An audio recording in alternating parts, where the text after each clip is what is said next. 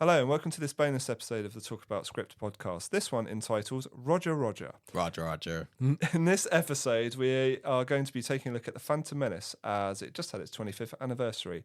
The good, the bad, and the ugly. So, first of all, Charlie, I'm going to throw over to you. Do you remember watching this for the first time? I do. It was the first Star Wars I'd ever seen in the cinema, and I think I saw it about 3 times because I was just blown away by laser swords and a double-sided laser sword and Darth Maul and pod racing and just all of the bright flashy visuals. Weirdly, it was also the first Star Wars movie I saw in the cinema. Keep in mind that the others were Star Wars actually came out before I was born. Yeah. So I did see New Hope as well, but that was much later on. So this was the first Star Wars movie I saw, and I remember being caught up in the whole buzz of the event, of it being so long since Return of the Jedi, and this was like an actual Star Wars film coming out. Oh my God, never thought we were going to get one again. I actually really enjoyed it the first time, I have to say, and it was a great kind of cinematic experience, and everyone else seemed to really enjoy it. I think it's only later that we've had quite a lot of cynicism come to it, perhaps justifiably.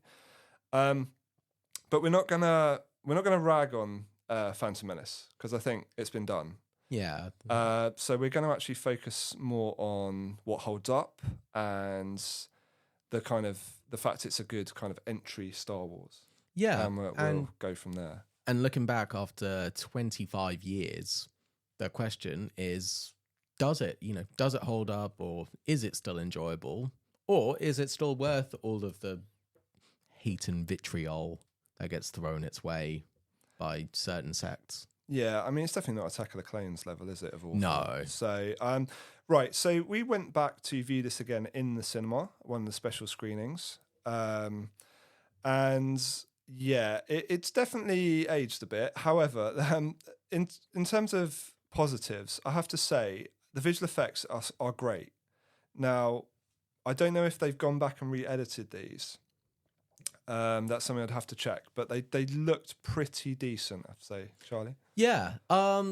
It's one of those viewing experiences where you look at characters like the battle droids and you look at Jar Jar Binks, and you think, like, you don't question that he's not there in the room with the Jedis and with Anakin and with Padme and everyone else, even though they are entirely CG creatures. It does enough suspension of disbelief to let us overlook it, especially for an achievement that was done in 1999. Even if it has been brushed up, even then, I was really young from seeing it the first time, but didn't get any sense of uncanny valley or any sense of discomfort or feeling, oh, this is a cartoon. No, and I still don't now.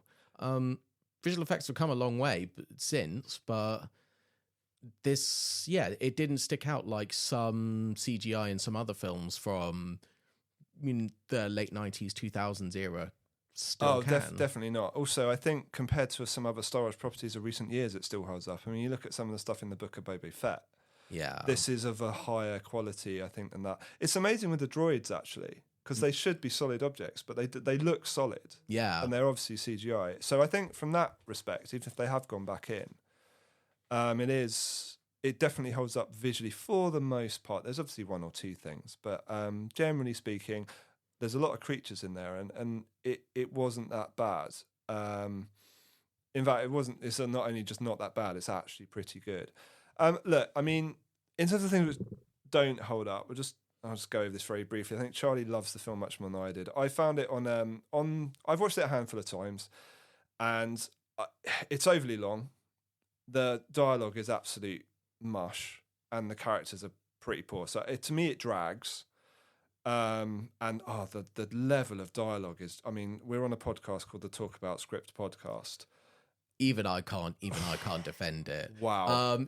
Like you said before, it's not Attack of the Clones level bad. No. But it is still kind of painful now to go back and listen to it. There are some of those lines where I was literally holding my head in my hands. I was like, this passed through, I don't know how many people before it made it to screen. Yeah. While these amazing actors try their absolute best to get it through. That said, though, it is not all bad. And also, I think if you were a kid, or if you have a kid like I do, I think Attack of the Clones, not Attack of the Clones, Phantom Menace is good by entry Star Wars. I think there's enough there for kids and adults, which you perhaps haven't got in, New Hope or the Rey trilogy. Yeah. Even though, like, some of the derision comes from that opening crawl. Oh, what's the big threat to the galaxy? Taxes. Politics and taxes. It's not the same as opening with Darth Vader's Star Destroyer chasing Princess Leia. But if you're a kid, you don't know what taxes are. And it doesn't really matter. It's just a story about you've got these Jedi Knights, these space wizard monks with their laser swords, going to meet the evil corporation who are scared of them and have an army of evil robots. And within, is it the first 5 minutes, things start blowing up, guns come out, lightsabers come out, we get into the action, and it doesn't go on too long either. Yeah, it's straight in. It definitely picks up, and then you get the lulls of all the political elements, but, that aside. Okay, so I think there's 2 major scenes which still really do hold up in different ways. So we'll talk about the first one, which is the pod race. So this is just kind of, yes, it's got some cringy things in it if you're a cynical old man like I am, but it's just good fun. It's well choreographed, the sequences are good, it's a good race, real good sense of speed, and the Foley and music work in it is also excellent. Yeah, it's thinking of it like from the perspective of people who saw the original trilogy and grew up with that, like this, the whole different side of Tatooine, and getting to see a big spectacle event, like, don't want to compare it, it's not Ben-Hur level, but it is a big sporting event that enthralls all the people there, and it captures and holds our attention, and it is just about spectacle. And getting to, see all the creature designs, all of the pod race designs, all of the like actual land layout, and seeing how dangerous it is, and the sense of speed that you get from them. I mean, they keep saying pod racing is dangerous. Pod racing's dangerous. I'm really scared for you when you get into one of those things. You don't, you can believe that sense of danger in there, and that anyone can crash and die at any moment, including Anakin. Yeah, the clanking of the vehicles is pretty cool as well, and all the bolts and the like acceleration noises. It's actually, as cynical as I am, it is pretty good for Foley and stuff. The whizzes, the zooms, the heavy chugga chugga chugga sound of Sebulba's one. That moment when he's right behind Anakin's head, and you just hear it in your ears. Still amazed me as much now as it did when I was 8 years old. It's good all the pods have different sound effects as well. Yeah, so even the ones you see for a short period of time, you kind of know who they are. Yeah. Right. I think we're done with pod race. So the other main scene, and the one which really blew my mind actually, was going back to the Duel of the Fates. So obviously Liam Neeson, Obi-Wan Kenobi, and Ray Park as Darth Maul. It's always held up as one of the best lightsaber duels, but I think we have been led to believe in recent times like that the Jedi Knights weren't quite as fast or as elegant as they were, because this is standing in terms of its choreography and the speed of the thing. It is a brilliant fight, not just like from each character in it. Qui-Gon, Obi-Wan, and Maul all have their distinct fighting styles. Maul is flipping and dancing all the way around like it's a ballet, which suits a character played by a wushu master who's an expert in using long sticks and staffs to use a long lightsaber. And do these big flips around these balconies to get around both Jedis and still keep control of the fight. not just that, but also just adds to the power of his non-verbal performance. Yeah, the pacing of it's awesome as well. Yeah. I mean, the build up to the initial thing, and then you get what is quite a sporadic kind of 2-on-1 fight, where they're all flipping around and going up the levels and this and that, and then obviously they get isolated in, and Obi-Wan has to kind of sit and wait, and you get breaks and you get breakups and pacing within the actual fight, so the audience can breathe, and then they're ready to go again. It's weirdly like a kind of WWE triple threat match. Like one comes in, the other one goes out. But yeah, the kind of very different styles of the three combatants. And then when it's down to Obi-Wan and Joss Maul, the way it accelerates intensity and the speed that... It just explodes out of there. Park and Ewan McGregor. I mean, I can't think of another duel which runs at that speed. We've had Rey fighting various people and Ahsoka, and they've all got their own styles. But the choreography is next level with this. I don't think it's ever been bettered. Not seeing like a real lightsaber fight, and especially ones done by real actors, not digital ones, moving at that speed and with that much precision. And even just, again, going back to the Foley, hearing the sound of it, hearing the clashes and the swings, that point where they go back and forth and you hear the little pings coming off their lightsabers. Just keeps the tension up and the pace and the energy for it. Mind-blowing. It is totally mind-blowing. I mean, I don't remember it being that good. I honestly, I always know it was good, and I've seen it a fair few times, but I think I've just got so used to what we've seen in recent Star Wars output, and that's not necessarily bad. Rey has her own style, Adam Driver's character has his own style, and Ahsoka has her style, etc., based on various things.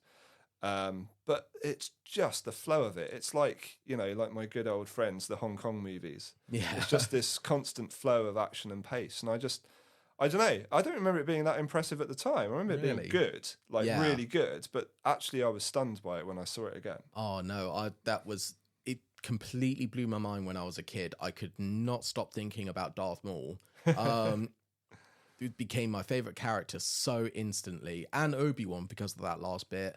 And yeah, seeing it again, it still holds up. It still amazes me in a way that no other lightsaber duel has. I mean, again, like as you said, they're different in the other ones, like the different Luke and Vader ones. Ren and Rey's and Ren and Finn.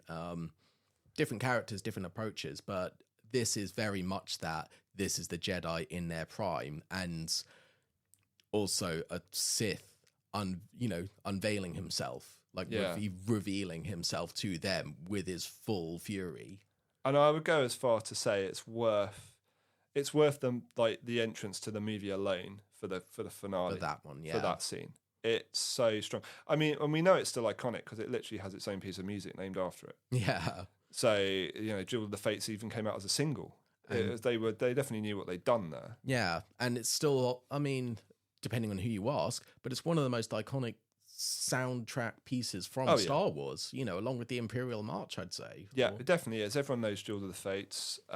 Even just in its separate parts. Yeah, you could argue, obviously, you've got the initial New Hope soundtrack, which has got the various bits on it. But other than that, I'd say Duel of the Fates, possibly Order 66. Yeah. And possibly now the remix of the Ahsoka theme tune. True, which is quite iconic. But Duel of the Fates is unbelievable piece of music, unbelievable scene.